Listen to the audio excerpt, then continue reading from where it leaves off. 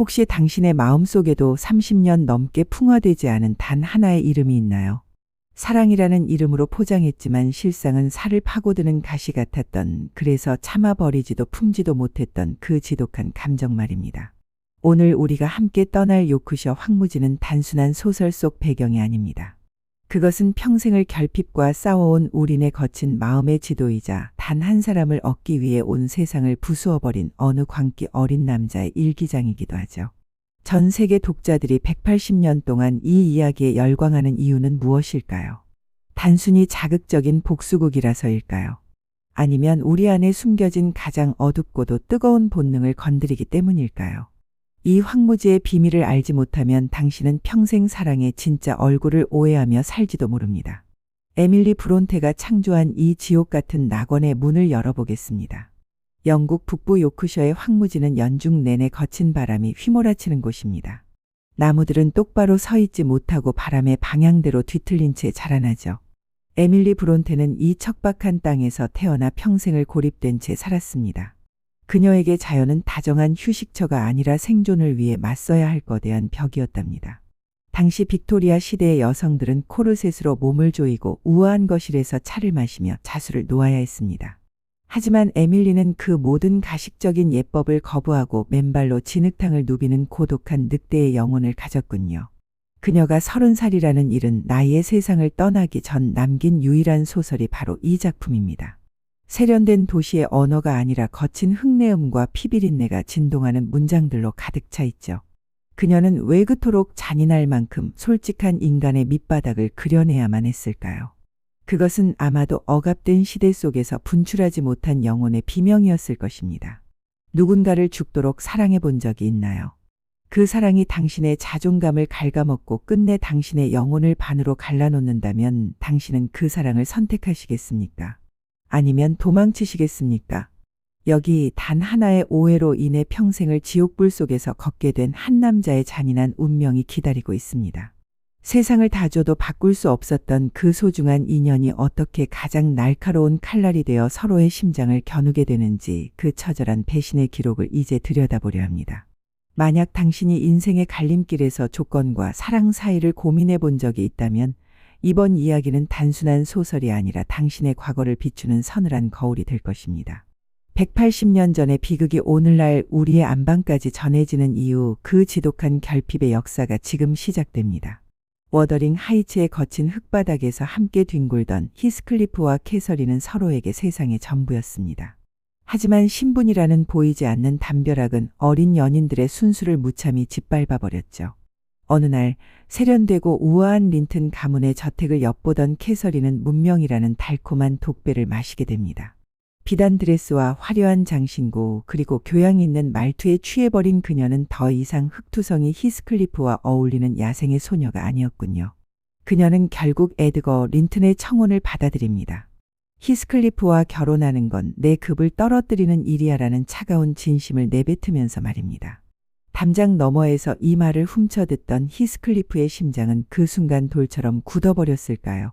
아니면 산산조각이 났을까요? 그는 자신이 유일하게 믿었던 구원의 밧줄이 끊어지자 어둠 속으로 자취를 감추고 맙니다. 당신은 누군가를 가져야만 내가 완성된다고 믿어본 적이 있나요? 그 사람이 곁에 없으면 숨조차 쉴 수 없어서 차라리 함께 파멸하는 길을 택하고 싶었던 그런 지독한 갈증 말입니다. 오늘 우리가 마주할 장면은 사랑이라는 숭고한 단어가 어떻게 광기로 변질되는지, 그리고 그 광기가 인간의 영혼을 얼마나 처참하게 무너뜨리는지를 보여주는 서늘한 기록입니다. 에밀리 브론테가 그려낸 이 지옥도는 단순히 옛날 이야기가 아니죠. 그것은 소유욕과 집착을 사랑이라 착각하며 서로를 갉아먹는 우리 시대의 일그러진 관계들에 던지는 묵직한 경고장과도 같답니다. 이제 복수의 화신이 된 히스클리프가 사랑했던 여인의 숨통을 조여오는 그 숨막히는 비극의 절정으로 여러분을 초대합니다. 히스클리프의 복수는 단 한순간도 멈추지 않았습니다. 그는 자신을 멸시했던 린튼 가문의 안방까지 침범하여 에드거의 누이 이사벨라를 유혹해 결혼이라는 이름의 감옥에 가두어 버렸군요. 이것은 사랑이 아니라 철저하게 계산된 파괴 행위였습니다. 그는 이사벨라를 학대하며 에드거의 자존심을 짓밟았고 그 고통이 캐서린에게 전달되기를 바랐답니다.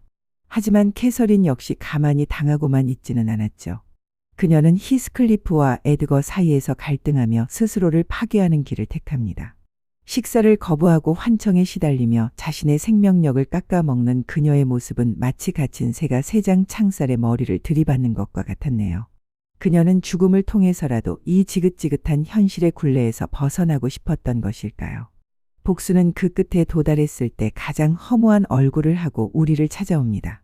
평생을 바쳐 타인을 파멸시키려 했던 에너지가 갈 곳을 잃고 자신을 향해 되돌아올 때 그 공허함을 견딜 수 있는 인간이 과연 있을까요?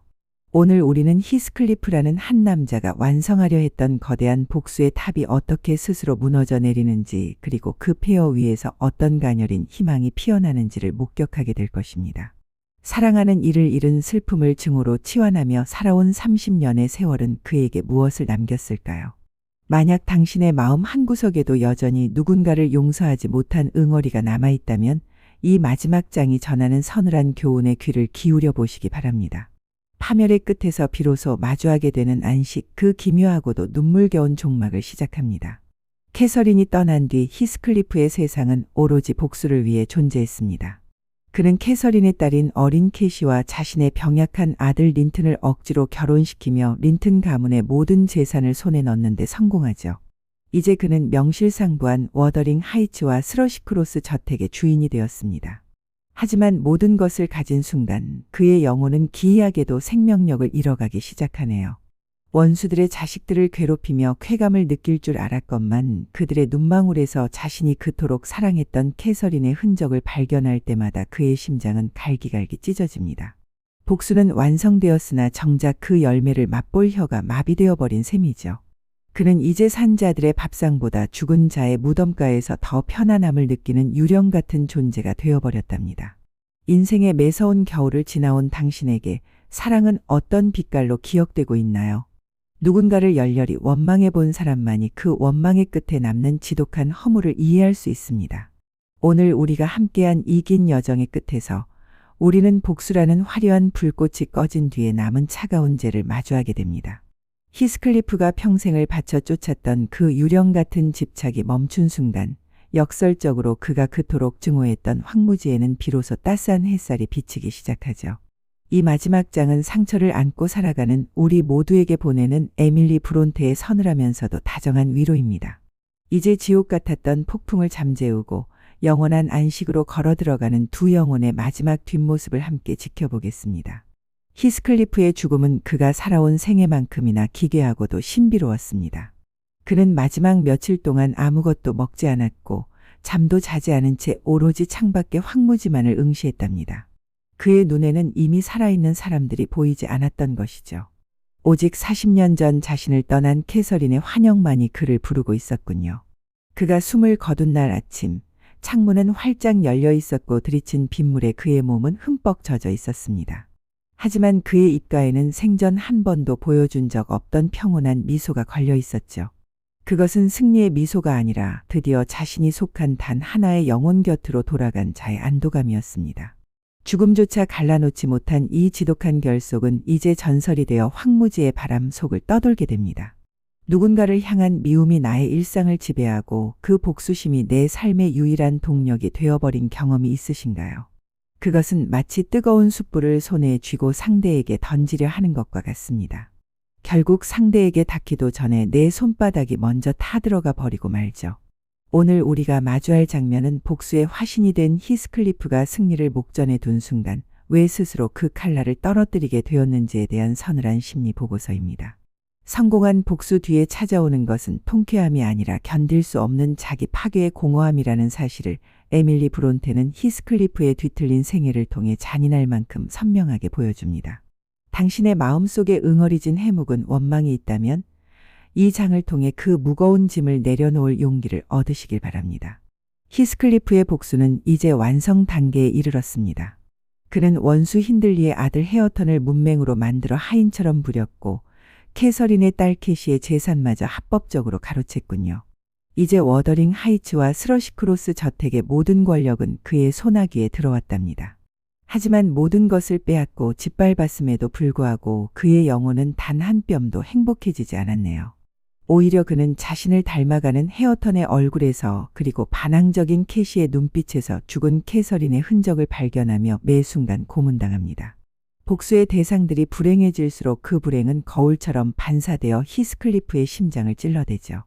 이것이 바로 증오가 가진 가장 잔인한 속성입니다.